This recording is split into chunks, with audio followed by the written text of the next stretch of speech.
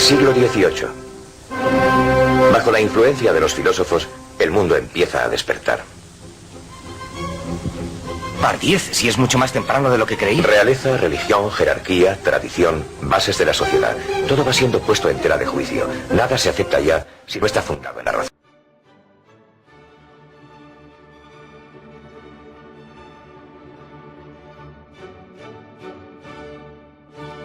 La Ilustración fue un movimiento cultural europeo que se desarrolló, especialmente en Francia e Inglaterra, desde principios del siglo XVIII hasta el inicio de la Revolución Francesa. Establecía una crítica universal, tratando de evitar cualquier superstición o cualquier opresión intelectual o política. Los pensadores de la Ilustración sostenían que la razón humana podía combatir la ignorancia, la superstición y la tiranía, y construir un mundo mejor.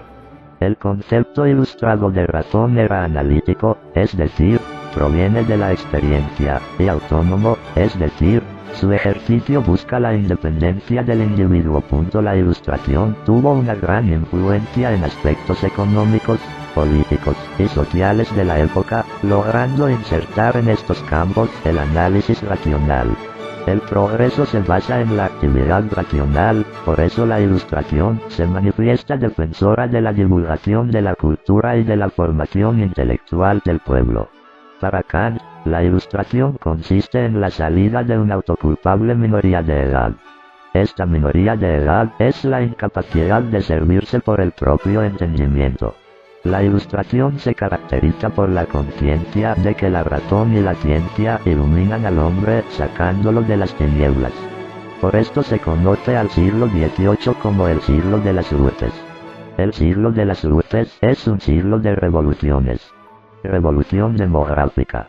Se entiende por revolución demográfica el enorme cambio sufrido por la humanidad en el siglo XVIII, cuando tras miles de años de un crecimiento muy lento, la población humana empezó a crecer a ritmos hasta 20 veces más rápido que lo había hecho hasta entonces, y, además, de una forma sostenida.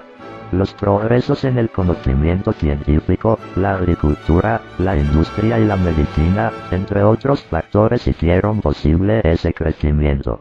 La Revolución Agrícola Británica describe un periodo de desarrollo agrícola en Gran Bretaña que abarca desde el siglo XVIII hasta mediados del siglo XIX, periodo durante el cual existió un incremento muy alto de la productividad agrícola y del rendimiento.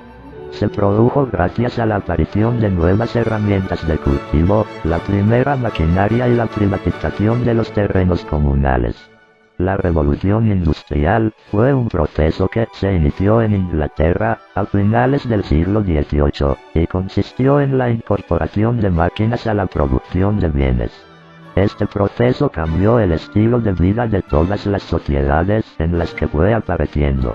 La mejora en los métodos de producción fue consecuencia de la filosofía de la época en la que los principios ilustrados suponían la base hacia el progreso. Naturaleza y razón llegan casi a identificarse en la Ilustración, siendo esta la verdadera causa de los seres naturales. Este concepto sirve para apartar a la sociedad del teocentrismo predominante hasta entonces para llegar a un antropocentrismo y liberar la ciencia de cualquier dogmatismo, ya sea teológico o metafísico. Surgen las primeras doctrinas materialistas basadas en la organización de la materia y el rechazo del alma. Esta corriente naturalista da lugar al nacimiento de la fisiocracia en Francia, cuya base fundamental es la tierra como principal fuente de riqueza frente al mercantilismo. La Ilustración surgió en Gran Bretaña, pero pronto se extendió sobre todo por Francia y otros territorios europeos y colonias americanas. En Europa se dieron tres modelos de Ilustración. En Inglaterra es destacable el papel de Newton en el movimiento ilustrado, por la axiomatización de la mecánica clásica y el éxito que esto supone para el modelo de racionalidad ilustrada. El sistema newtoniano se convirtió en el fundamento de la filosofía de la Ilustración.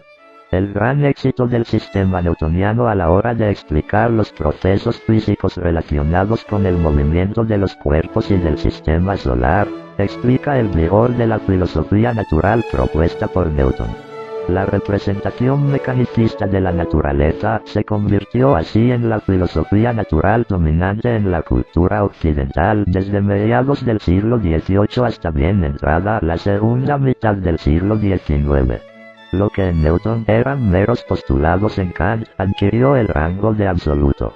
También es destacable el pensamiento político de Locke y las reflexiones morales de Hume. Nace el liberalismo político en la Revolución de 1688. El liberalismo defiende la libertad del individuo, justificación última de la sociedad política.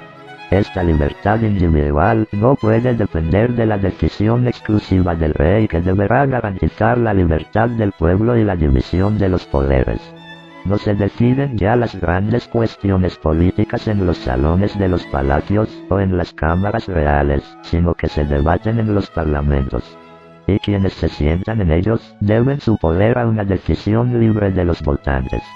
Nació la democracia contemporánea. Este liberalismo tendrá el contractualismo como base. El contractualismo buscará, a través de sus diferentes tendencias, delimitar estas relaciones entre el rey, el pueblo y el poder. Se enunciaron diferentes teorías acerca de la legitimidad del Estado civil. La crítica social originada por las diferentes corrientes contractualistas dará lugar a la creación del Estado moderno. Estas son: Thomas Hobbes defendía que el hombre en estado natural buscaba su supervivencia guiándose por sus propios instintos. Este estado natural era de guerra continuo. La única forma de salir de este era hacer un pacto social entre todos los individuos para crear el estado civil. En este, el gobernante, mediante las leyes, garantizará la paz y la seguridad de los individuos. John Locke sostenía que el hombre es libre en estado natural y que el pacto social entre los individuos y el gobernante debe buscar garantizar estas libertades. Rousseau afirmaba que el hombre está lleno de buena voluntad y que es la sociedad la que lo pervierte. El pacto social busca un estado que persiga la voluntad general, es decir, el bien común. El filósofo y moralista escocés Adam Smith, 1723 a 1790, es considerado el fundador de la economía y del liberalismo económico. B. La figura eminente de la Ilustración alemana fue Kant. En Alemania, como protesta contra la ortodoxia religiosa, en la que predominaban las formas dogmáticas, frente a la vivencia de la fe, se extendió el pietismo, tendencia religiosa que ejerció una honda influencia en Kant. En política, se puede decir que Alemania no es todavía un país unificado en esta época, sino un conjunto de pequeños estados.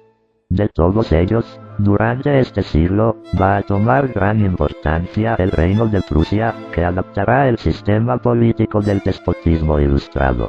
El despotismo ilustrado es un concepto político que se enmarca dentro de las monarquías absolutas, que incluye las ideas filosóficas de la Ilustración, según las cuales, las decisiones del hombre son guiadas por la razón.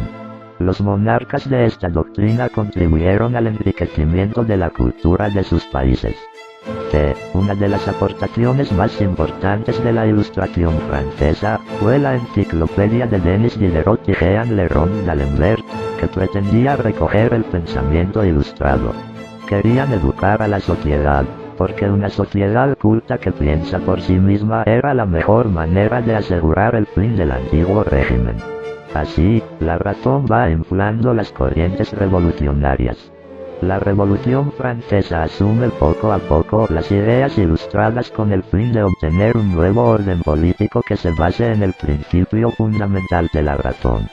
Comienza así el declive del antiguo régimen.